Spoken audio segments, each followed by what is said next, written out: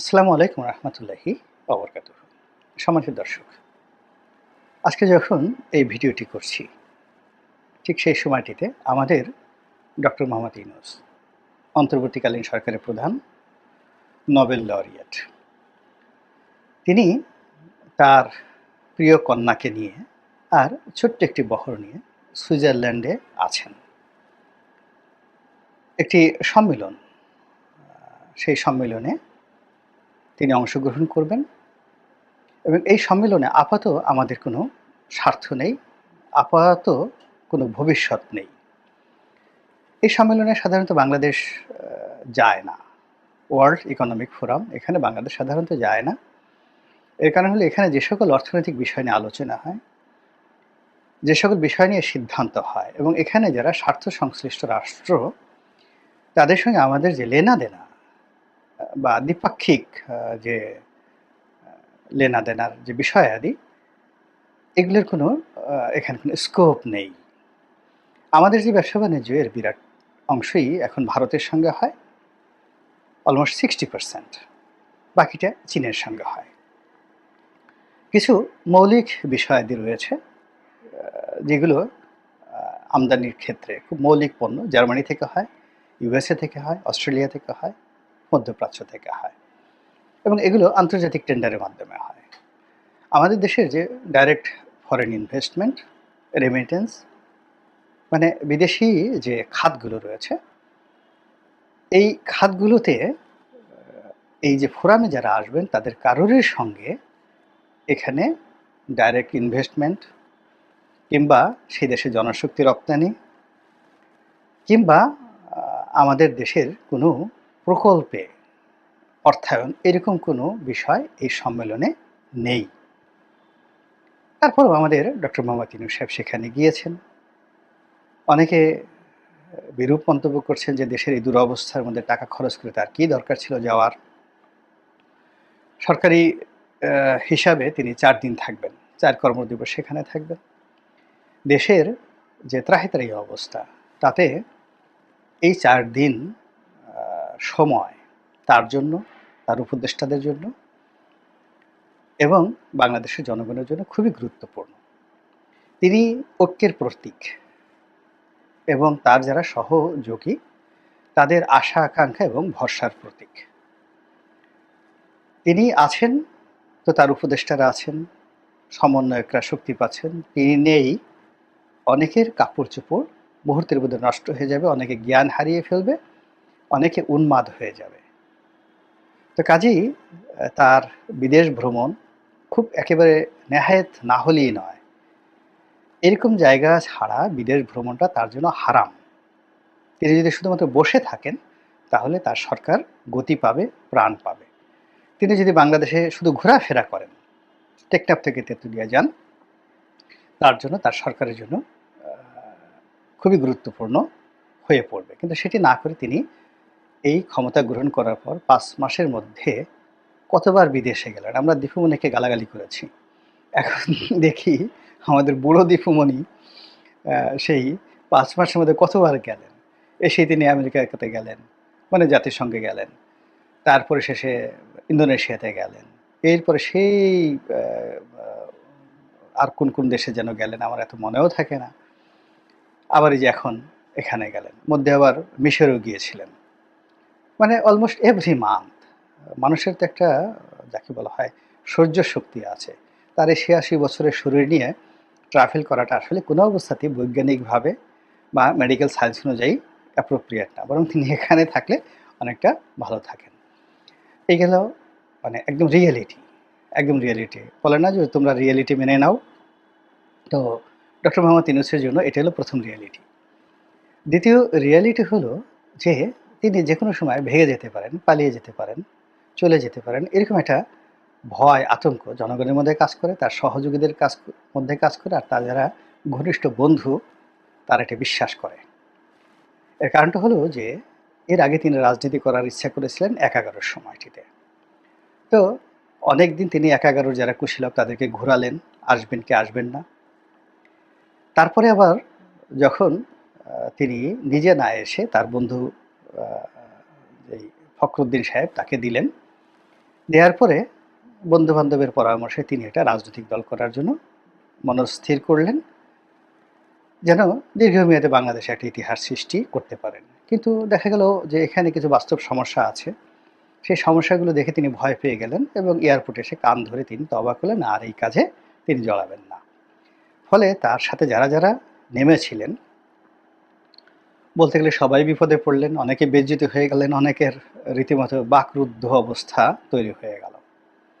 তো ওই মানুষগুলো এখন যে কথাগুলো বলছে পর্দার আড়ালে, যে উনি আবারও উড়াল দিতে পারেন, ফুরুত করতে পারেন, যে কোনো সময় চলে যেতে পারেন, অসুস্থ হয়ে যেতে পারেন, দেশের মধ্যে অসুস্থ হতে পারেন, দেশের বাইরে অসুস্থ হতে পারেন, এই কথাগুলো বাজারে ভীষণ রকম আলোচনা হচ্ছে এবং এই কারণে আতঙ্ক আরও বেশি বেড়ে গেছে। এবং এখন আপনি যদি এই আজকের এই দিনটিতে উনার বেশ কয়েকজন যে সকল বয়স্ক উপদেষ্টা রয়েছে, আমি নাম বললাম না, সবাই সম্মানিত, তো তাদের যেই বুকের উপর যদি আপনি সেই স্টেথোস্কোপ যন্ত্র, যেটা দিয়ে হার্টবিট মাপে, ওটি এখন গিয়ে ধরেন, দেখবেন যে ওখানে কিভাবে ধক ধাক ধাক ধাক করছে, দিল কিউ না ধাক ধাক করে। আর যত উপদেষ্টা রয়েছেন তাদের নাভির ওখানে যদি মেশিনটা ধরেন, দেখবেন সেখানে চিন চিন, ভীষণ রকম চিনচিনে শব্দ করছে সবারই, যে কি অবস্থা। ওনার এই অবর্তমানে সকলের মধ্যেই এই যাকে বলে অনিশ্চয়তা দেখা দিয়েছে। সর্বোপরি তিনি অতি সম্প্রতি এক সাক্ষাৎকার দিয়েছেন একজন প্রথিতযশা সাংবাদিককে, খুব আলোচিত সাংবাদিক, আলোচিত সাক্ষাৎকার, এবং তার সেই বক্তব্য আলোচিত, এবং সেখানে তিনি যে সকল কথাবার্তা বলেছেন, সেই কথাবার্তার কারণে তার প্রতি নির্ভর করা, আস্থা রাখা, বিশ্বাস করা, এটি খুবই দুরূহ একটা বিষয়। সবাই মনে করবে যে না, তিনি একজন আনপ্রেডিক্টেবল ম্যান, এবং এই যে তার যে ক্ষমতায় আগমন, ক্ষমতায় আরোহণ, আজকের দিন পর্যন্ত ক্ষমতায় থাকা, কোনো কিছুই তিনি সিরিয়াসলি নেননি, এটিকে নেয়ামত হিসেবে গ্রহণ করেননি, যে আল্লাহ একটা দায়িত্ব দিয়েছে, পবিত্র দায়িত্ব। তিনি বলেননি যে সফল হব নচেত মরে যাব, আল্লাহ এই দায়িত্ব দিয়েছে, দায়িত্ব পালন করবই। কিন্তু মনে হচ্ছে যে উনি রাস্তাতে যাচ্ছেন আর এরকম একটা ঘটনা ঘটছে। তো তার সেই সাক্ষাৎকারের পরে তার যে ক্ষমতা থাকা, দীর্ঘমেয়াদে প্রলম্বিত করা, ধারাবাহিকতা বজায় রাখা, এগুলো নিয়ে যথেষ্ট বিতর্ক তৈরি হচ্ছে। আর তার চিরশত্রু এই মুহূর্তে, আগে ছিল না, বাট তিনি ক্ষমতায় আসার পর তার চিরশত্রু ভারত। তাদের যে মিডিয়াগুলো রয়েছে, গদি মিডিয়া, নরেন্দ্র মোদীর গদি মিডিয়া, তারা যা মুখে আসে ডক্টর মোহাম্মদ ইউনূসকে কেন্দ্র করে বলে যাচ্ছে। এখন এই যে উনি সুইজারল্যান্ড গিয়েছেন, আমরা কিছু বলিনি, কিন্তু ভারতীয় মিডিয়া, যেখানে বাংলাদেশে প্রচুর দর্শক, তো পাঠকও আছে, সেখানে তারা সরাসরি প্রশ্ন করছে যে তিনি সুইজারল্যান্ড থেকে ফিরবেন তো, আর কিচ্ছু বলার দরকার নেই, এই যে একটি কথা, তিনি ফিরবেন তো। তো এই খবরটি ছাপা হওয়ার সঙ্গে সঙ্গে বা এই ধরনের প্রশ্ন উত্থাপন করার সঙ্গে সঙ্গে উনার যারা সহযোগী, তাদের যে হার্টবিট বেড়ে গেল, মানুষের মধ্যে যে একটা যাকে বলা হয় বিতর্ক তৈরি হলে, অবিশ্বাস তৈরি হলে, এটি কিন্তু বন্ধ হবে না। এবং আমাদের দেশের একটা লক্ষণ হলো যে কিছু না কিছু বটে, কিছু না কিছু রটে, মানুষের মুখে যখন খই ফুটে, তখন ধরে নিতে হবে যে পেছনে গণ্ডগোল আছে। এবং আমাদের এই দেশে জনগণের মুখ দিয়ে যখন কোনো কথা বের হয়ে যায়, সেটি সুসংবাদ হোক, দুঃসংবাদ হোক, সেটি কারো বিরুদ্ধে গীবত হোক, যা কিছু হোক না কেন, সেটা বাস্তবায়িত হতেই থাকে। এর সাথে যখন পতন হবে, তার ১ বছর আগের থেকে লোকজন বলছিল যে না, ভাবসাব ভালো না, পতন হবে। আপনাদের মনে আছে যে সেই ১৯৮৯ সনে এরশাদ সরকারের জাদ্রেল মন্ত্রী শাহ মোয়াজ্জেম, তো তিনি তখন এরশাদের মানে ক্ষমতা একেবারে তুঙ্গে। হঠাৎ করে তার মুখ ফসকে একদিন বলে ফেলল যে বিরোধী দল বারবার বলে ক্ষমতা হস্তান্তরের জন্য। কোথায় ক্ষমতা হস্তান্তর করব? 0 পয়েন্টে, নাকি বঙ্গবন্ধু এভিনিউতে? তো তিনি এটি স্যাটায়ার করে, ঠাট্টা করে এই কথাগুলো বলেছিলেন। তিনি আরও বলেছিলেন যে ২ মহিলার মিলনে কোনো কিছু উৎপন্ন হয় না। অর্থাৎ শেখ হাসিনা এবং খালেদা জিয়ার মধ্যে যে রাজনৈতিক ঐক্যটা এরশাদ বিরোধী আন্দোলনে হয়েছিল, সেটা নিয়ে তিনি কটাক্ষ করেছিলেন। তার এই দুটো কটাক্ষের প্রাকৃতিক জবাব, অর্থাৎ আল্লাহর পক্ষ থেকে যে জবাব, এটি আসার জন্য ১ বছর অপেক্ষা করতে হয়নি। সিমিলারলি বিএনপি সরকারের প্রথম দফার পতন ৯১ থেকে ৯৬, আওয়ামী লীগ সরকারের প্রথম দফার পতন ৯৬ থেকে ২০০১, মানুষ ১ বছর আগের থেকেই বলে দিচ্ছিল। সালাউদ্দিন কাদের চৌধুরী একদিন একবার বলে ফেললেন যে, আগে শুনতাম যে কুকুরে লেজ নাড়ায়, এখন দেখি লেজে কুকুর নাড়ায়। নিজের দলের লোক বলে ফেলছিল। আরেকটা বক্তব্যে তিনি বলেছিলেন যে, একজন আছেন তার পিতার প্রেম নিয়ে শেখ হাসিনাকে কটাক্ষ করে, আরেকজন আছেন তার সন্তানের প্রেম নিয়ে। ছেলেদের কোনো প্রসঙ্গ আসলে দুনিয়ার কোনো কিছুই তিনি শুনতে রাজি হন না। বেগম জিয়াকে ইন্ডিকেট করে সালাউদ্দিন কাদের চৌধুরীর বক্তব্য। এবং এই দুটো কারণে, মানে পিতৃপ্রেমের কারণে শেখ হাসিনার পতন হবে, আর সন্তান প্রেমের কারণে খালেদা জিয়ার পতন হবে। ঐতিহাসিক সেই বক্তব্য। এখন দেখেন, শেখ হাসিনা সব জায়গাতেই বঙ্গবন্ধুকে লাগবে, মূর্তি লাগবে বঙ্গবন্ধুর, ছবি লাগবে বঙ্গবন্ধুর, নাম লাগবে বঙ্গবন্ধু, রাস্তা লাগবে, ব্রিজ লাগবে, কালভার্ট লাগবে, হাসপাতাল লাগবে, সব জায়গাতে শুধু বঙ্গবন্ধু বঙ্গবন্ধু বঙ্গবন্ধু। ফলে কি হলো, একটি মহান মানুষের নাম, তার ব্যক্তিত্ব, তার রূপ মাধুর্য মানুষের কাছে রীতিমতো শেখ হাসিনার কারণে একটা তুচ্ছ তাচ্ছিল্যের বিষয় হয়ে গেল। অথচ এই কথাগুলো কিন্তু সালাউদ্দিন কাদের চৌধুরীর মতো মানুষ সাহস করে এই কথাগুলো বলেছিলেন এই বাংলার জমিনে। বিএনপিকে নিয়েও বলেছিলেন, বিএনপিতে থেকে, আর আওয়ামী লীগকে বলেছিলেন। এবং এই যে শেখ হাসিনার যে প্রতিহিংসা পরায়ণতা, তার পতনের অন্যতম কারণ হলো তিনি মাঝে মধ্যে বিভিন্ন লোককে হিংসে করতেন, বিভিন্ন রকম হিংসা করতেন। কেউ জ্ঞানী হলে তার হিংসা লাগতো, কেউ সুন্দরী হলে, বেগম জিয়াকে তিনি পছন্দ করতেন না, এর কারণ হলো তিনি সুন্দরী, অন্য কোনো কারণ নেই। তারপর তিনি কোনো জ্ঞানী পণ্ডিত ব্যক্তি, যারা তার চেয়ে বেশি বুঝে বলে তার মনে হয়, তাদেরকে অপমান করা, লাঞ্ছনা দেওয়া, গঞ্চনা দেওয়া তার মূল কাজ, ঈর্ষাপরায়ণতা। তারপর কেউ যদি ভালো বক্তৃতা দেন, সেটা তোফায়েল সাহেব হোক, আমর সাহেব হোক, রাজ্জাক সাহেব হোক, কিংবা সেই ঢাকার মেয়র হানিফ সাহেবের মতো কিংবদন্তির বক্তা, কিংবা সাবেক ছাত্রলীগ নেতা, প্রখ্যাত বক্তা, বাংলার ইতিহাসে যাকে বলা হয় বক্তৃতার চারণ কবি, স্বাধীনতা উত্তর সময়ে যেমন নূরে আলম সিদ্দিকী সাহেবের যে বক্তব্য, তাকে রাজনীতির ময়দানে যেমন চারণ কবি বলা হতো, স্বাধীনতা পরবর্তী সময়ে ফজলুর রহমানের চেয়ে ভালো বক্তা বাংলাদেশে এখন পর্যন্ত আসেনি।